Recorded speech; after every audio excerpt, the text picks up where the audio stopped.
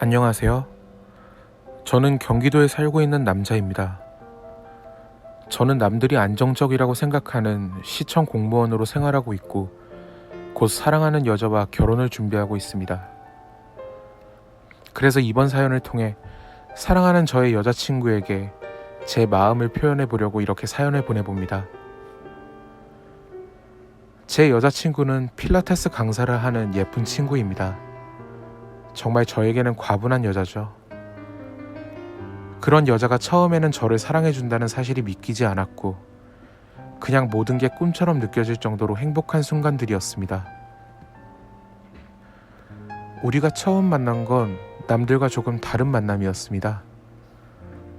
바로 소모임이라는 어플리케이션을 통해서 처음 만나게 되었습니다. 직장 생활을 시작하면서 처음으로 독립을 하여 이곳에서 살게 되었던 저는 아무런 연고가 없는 지역이라서 회사와 집을 오가는 생활을 하게 되었죠.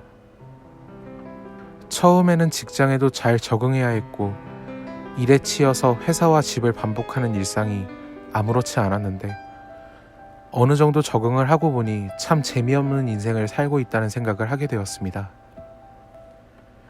그래서 오랜만에 만난 고향 친구들과 이야기를 하던 중에 그런 어플이 있다는 것을 알게 되었죠.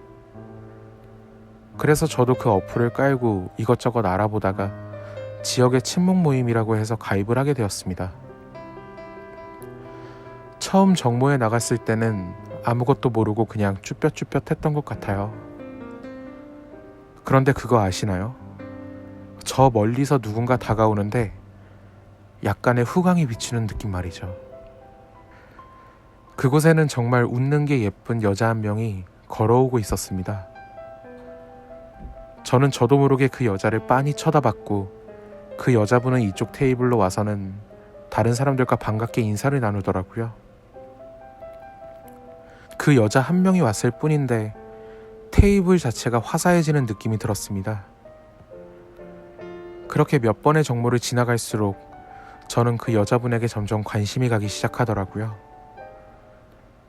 그런데 이런 모임들의 철칙이 항상 모임 내에서 연애가 금지라고 하더라고요. 혹시라도 연인관계였던 두 사람이 헤어지면 그 모임 자체가 불편해질 수 있으니까요. 저는 어쩔 수 없이 그녀에 대한 관심을 접으려고 했습니다. 모임에 자주 나가면 그녀가 자꾸 생각날까봐 모임도 바쁘다는 핑계로 잘 나가지 않던 어느 날 모르는 사람에게서 카톡 하나가 오더라고요. 믿을 수 없었지만 그녀에게서 온 카톡이었습니다. 그녀는 요즘 모임에 잘 보이지 않는다고 저에게 말하더라고요. 저는 조금 바빴다고 이야기했고 그녀는 다음 모임에는 꼭 나왔으면 좋겠다고 말하더라고요. 그렇게 시간이 흘러 다음 정모날 저는 그녀의 말이 있어서 모임에 참가하게 되었습니다.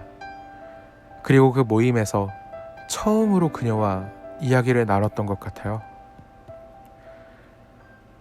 그렇게 시간이 흘러 가끔 카톡도 주고받던 우리는 지금의 연인이 되었습니다. 물론 이 사실을 알고 저희는 그 모임에서 쫓겨나게 되었고요. 저는 아마 그 모임 남성분들에게 욕 아닌 욕도 많이 먹었을 거예요. 그렇게 그녀와 저는 1년 동안 행복한 연애를 했습니다. 좋은 것, 멋진 것, 예쁜 것, 신나는 것들 모두 그녀와 함께였습니다. 그녀의 시간 속에는 항상 제가 있었고 저의 시간 속에도 항상 그녀가 있었습니다. 이렇게 제 사랑이 무럭무럭 자라고 있던 중에 제가 그녀와 결혼을 결심하게 된 계기가 있었습니다. 그녀와의 결혼을 결심하게 된 계기는 사실 저의 의심에서 시작이 되었죠. 어느 날은 제가 그녀와의 연애를 하면서 이상함을 느끼는 순간이 있었습니다. 그녀는 주말에는 항상 일이 있다고 했고 단 한 번도 주말에 함께 여행을 가거나 데이트를 할 수가 없었습니다. 저는 그냥 바쁜 일이겠거니 하며 주말에는 저 혼자만의 시간을 보낼 수 있다는 생각도 하며 별 생각 없이 넘어갔던 것 같아요.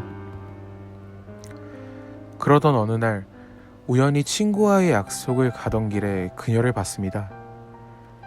그녀는 너무 예쁜 모습을 하고 카니발 승합차에서 내리더라고요. 저는 그녀에게 반갑게 인사를 하려고 손을 들었는데 그녀는 누군가에게 쫓기듯 두리번거리며 건물로 들어가 버리더라고요. 그 건물은 그냥 주상복합 오피스텔이었습니다.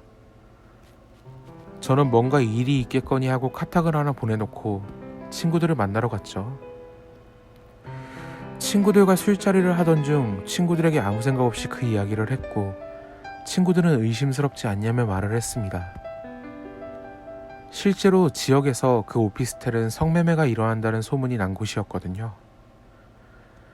저는 친구들에게 아니라고 그런 생각을 하냐고 화를 냈지만 내심 조금 불안해지기도 했습니다. 누가 봐도 너무 예쁜 여자친구였기 때문에 더 그런 생각을 하게 된 것 같아요. 저는 결국 그러면 안 되는 줄 알면서도 제 궁금증을 참지 못하고 그 다음 주 주말 그녀를 미행했습니다. 그녀를 따라 오피스텔로 들어갔고 그녀가 올라간 층으로 향했습니다. 오피스텔 층들의 귀를 대며 그녀를 찾던 저는 아무 소리가 들리지 않아서 오피스텔을 빠져나가려고 하는데 막 오피스텔에서 나오는 그녀와 마주치게 되었습니다. 그녀는 저를 보고 너무 놀란 표정으로 저를 바라봤고 저도 어쩔 줄 몰라 하며 화를 내야 하나 어떻게 해야 하나 고민을 하던 찰나에 여자친구가 나온 방에서 할머니들이 우르르 나오시는 거예요. 알고 보니 여자친구는 주말마다 그곳에서 할머니들을 위해서 봉사활동으로 한글을 가르치고 있더라고요. 저는 그런 여자친구를 의심한 못난 놈이 되었고 너무 미안한 마음이 들더라고요. 오히려 여자친구는 별거 아닌 일에 신경 쓰이게 하고 싶지 않았다며 미안하다고 말해주더라고요. 얼굴만 예쁜 줄 알았던 제 여자친구가 마음까지 이쁘다니 저는 더 이상 이런 여자친구를 두고 볼 수 없었습니다. 이제 저는 그런 그녀에게 프로포즈를 할 생각입니다. 물론 반지와 멋진 멘트를 준비한 프로포즈는 따로 하려고 하는데요. 너무 들뜬 마음에 그리고 좋은 추억이 될 것 같아 이곳에 사연을 신청해 봅니다. 내가 세상에서 제일 사랑하는 김지영, 무뚝뚝하고 재미없는 나를 사랑해줘서 정말 고마워. 매일을 피곤한 몸과 심드렁한 표정으로 지내온 난데 출근을 했다가 퇴근하고 집에서 혼자 맥주를 마시던 난데 그런 일상이 전에는 아무렇지 않았는데 널 만나고 그런 일상이 지겨워지더라. 이젠 정말 너에게 좋은 남자가 될게. 순수하고 믿음직스럽고 절실한 마음으로 너를 아끼고 사랑하는 그런 남자가 될게. 아직 많이 부족한 나지만 이런 나와 결혼해 줄래?